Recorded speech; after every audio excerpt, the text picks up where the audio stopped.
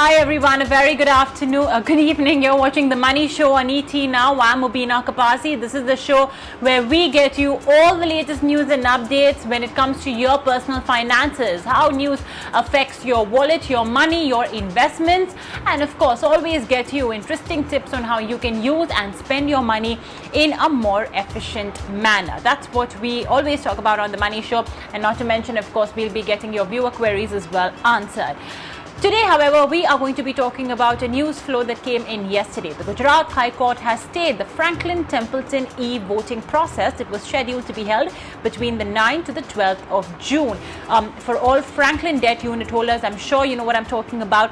But for all those uninitiated yet, Franklin Templeton had, in the end of April, wound up 6 of its funds, which means no fresh investments, no redemptions as well. So for unit holders, the money is stuck in these funds until Franklin can recover the money from the various debt instruments that it has in turn invested in. So that essentially is what's happened.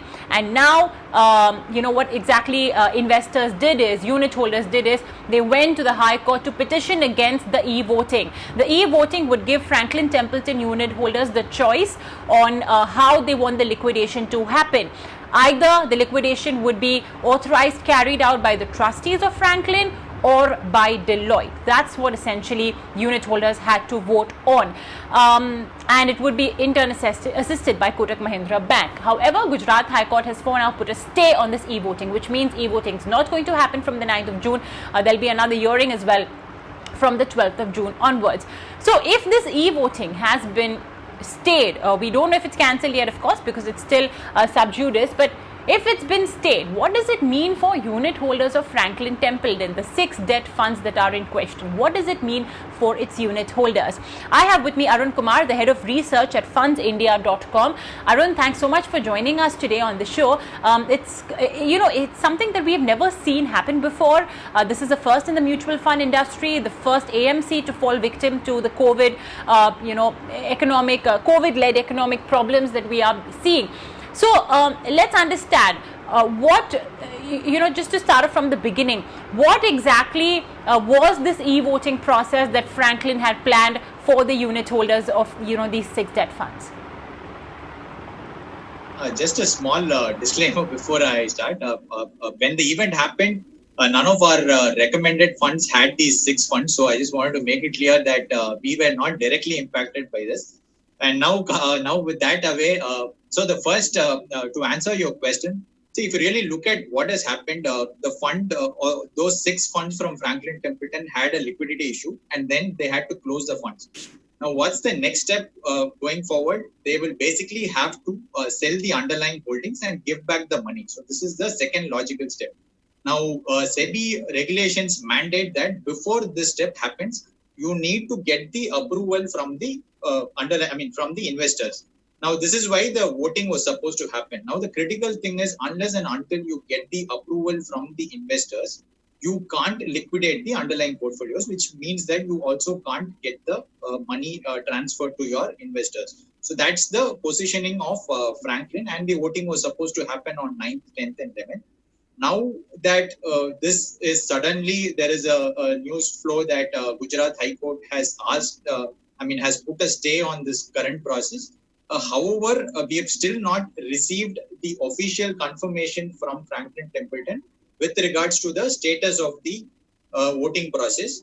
But as investors, for us, the key is that if the voting process gets delayed, at least, let's say, till the next hearing, which is on 12th, again, only post that we'll get to know as to when the voting process will happen. But the key for us is, without the voting process, Franklin won't be able to liquidate the underlying holdings. So there might be a possibility that the money recovery to the investors might get delayed, but this will all be dependent on what Franklin communicates about the status of the e-voting and as to how to interpret the judgment of the Gujarat High Court.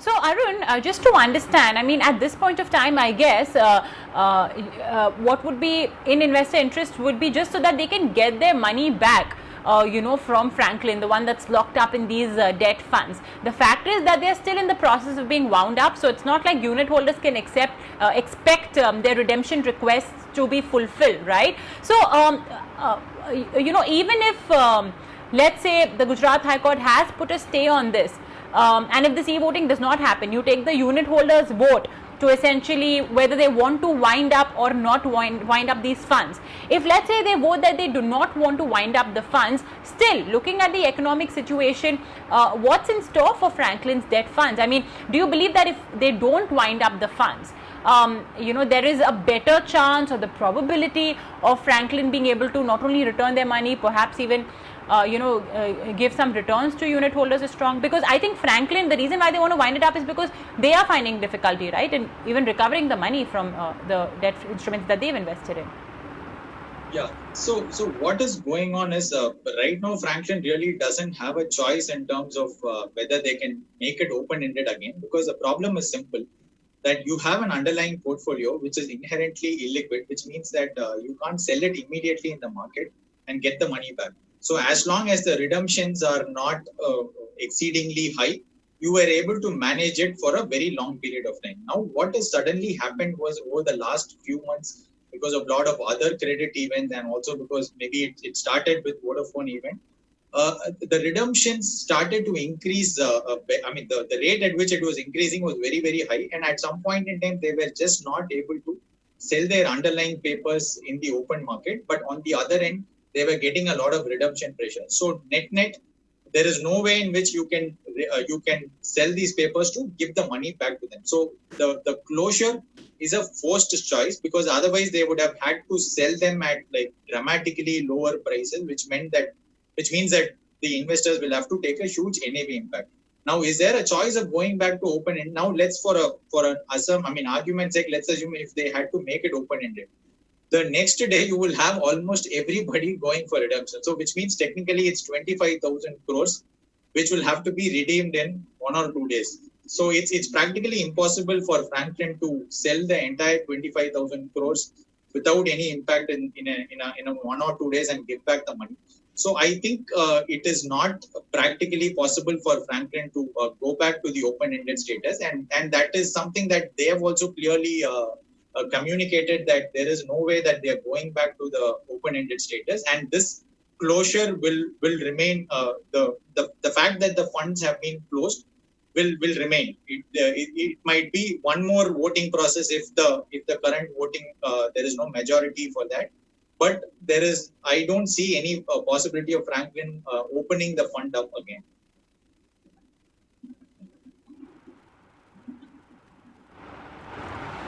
Okay, yeah, I mean 25,000 crore rupees, and in all probability every unit holder will want their money back. Nobody likes seeing their money stuck. So in all probability we could see a rush of unit holders essentially going to retrieve their money back or redeem their money back from Franklin. So yes, it's going to remain a close-ended fund.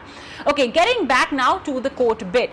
From what we understand is there was a family group of investors that had contended that the investor consent for the winding up was not taken, and that's why this e-voting process as well will be null and void. The Gujarat High Court will now further be listening to this case, but until it remains sub judice, which is obviously going to be a long time, because judicial proceedings do take their time, and especially because we are in the midst of the lockdown, we can assume that it may perhaps take a bit longer. So until it is sub judice, what's the status of Franklin unit holders' money? I mean, that winding up still stays, right? Just to get that clarified. Yeah, the winding up still stays, because they don't have an alternate choice of opening up the fund, as I explained. So the only thing because we have not yet got the official communication from Franklin Templeton regarding the status of the e-voting process. So the uncertainty is still there, saying that whether it will happen or whether it won't happen. But the underlying point is, unless and until Franklin gets the approval from the investors, it won't be able to go ahead with the liquidation process. So depending on whatever be the judgment or whatever the court has asked Franklin Templeton to do, the more the process of voting gets delayed, I think the more there is a high chance that the whole process of the liquidation might also get delayed. So that's the issue that we're all grappling with. So right now it is still a little uncertain.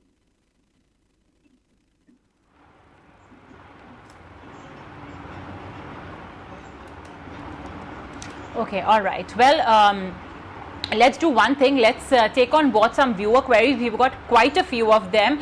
And yes, if you guys as well would like to talk to us about either Franklin issue or any concerns you have on debt funds, you can, email us on the money show at etnow.tv. Okay, let's get on board our first query. Mohit Gupta writes into us saying, I've invested 20 crore rupees in Franklin Templeton ultra short-term funds since 3 years and they have shut the scheme. Would like to know when investors could get their money back. Do we have to forego the interest completely? What can be the worst situation? Their low duration fund as well is something where, Mohit had suffered. There were multiple markdowns. And now, since there's this update, he wants to know, how do you think we will receive our money back if voting has been stayed? Arun, what advice would you give Mohit? Mohit, so let's assume the voting gets done at some point in time. The way to think about how we get the money back, I think there are two parts to it. One, when we get the money back, and two, whether we get the entire money back. So if you really think about it, there are four parts to this entire. It's not a straight, simple answer. There are four parts to it. So the first part is, let's say, the moment the liquidation process starts after all the e-voting approvals are done. There will be one bucket where they are able to find an open market and they are able to sell a portion of their securities. Let's say, argument's sake, out of 100 rupees, they're able to sell, let's say, 40 rupees on the open market at the same valuations at which they're marking, their NAVs are valued at. So that is not a problem. So the first bucket, or basically whatever is the security that they're able to sell in the market, that money you will get it immediately, because as soon as they sell it, in a few days, they will be passing it back to the investors. Now, what is that extent? We don't know currently, but that is the first bucket. The second is a bucket where probably because of the nature of the underlying holdings or the quality concerns, there is no open market for it and they are not able to find a buyer. In that case, you will have to hold that portion of the security, that is the fund manager will have to hold that portion of the security till the maturity and hope that the underlying companies don't default. So in that case, your ability to recover the money and the timelines will depend on the maturity profile of that particular basket. So the second point to think about is the ones which they are not able to sell in the open market, we will have to wait till the maturity period and hope that there is no default happening in that particular basket. The third way to think about, and this is where the situation gets tricky, that let's assume there's another 30 rupees where they are getting some people to buy, they are getting some buyers, but the buyer says for the 30 rupees, I will probably give you only 29 or 28 rupees. Otherwise, your choice, because the buyer also knows that Franklin is in a situation where they're forced to sell it. Or the other choice for Franklin is that they might say, I don't want to take an NAV hit, and hence I will wait till the maturity gets over. So let's assume the 30 rupees average maturity comes to around more than 2 years. Then it's a choice that Franklin will have to make, saying that, shall I take the small NAV cut and then push it off today so that at least I will give majority of the money back to my investor. So this is where it becomes a little tricky. Now we have to see as to whether what portion of the portfolio gets stuck into these kind of underlying securities where there is a buyer, but the buyer wants it at a slightly lower pricing and he wants Franklin to take a cut. The fourth bucket would probably where, if at all there is any default in the underlying holdings, then there'll be an NAV impact to that extent. So the rate, so when you will get the money and how much you will get the money will depend on these four buckets. And as to if majority falls under the first bucket where they're able to sell it, then it's not a problem. If the second bucket is where they're not able to sell, then you'll have to wait till maturity for that portion of your money. The third portion is where it's still tricky because we don't know, because that's a trade-off. Because either you say, I need money immediately and hence I take a small hit, or I say I will wait for some more time. This is something which Franklin we will have to wait and watch as to how the third bucket plays out. The fourth is on the default part that again we'll have to wait and watch. Given the economic scenario, you can't. There is always a chance that there might be some default. So that is something that we won't know as of now. But these are the 4 things to keep in mind when you're taking a call on when to get your money back and will you get the entire money back.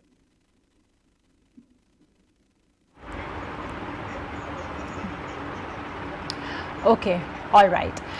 Well, we had got one more question, but unfortunately we're a bit short in time, so we're not going to be able to take that. Folks, don't fret. We are here all week on the Money Show every day at 5 p.m. so you can keep emailing them. But Arun, thank you so much for so nicely explaining this entire situation. A lot of Franklin investors are obviously worried. People like Mohit, he must have invested a significant chunk. I mean, 20 crore rupees is what he's invested. So clearly it's a big amount of money that's put in. So you can understand why he may be so worried. But unfortunately for now, Franklin unit holders will just have to wait and see how the entire thing is panning out.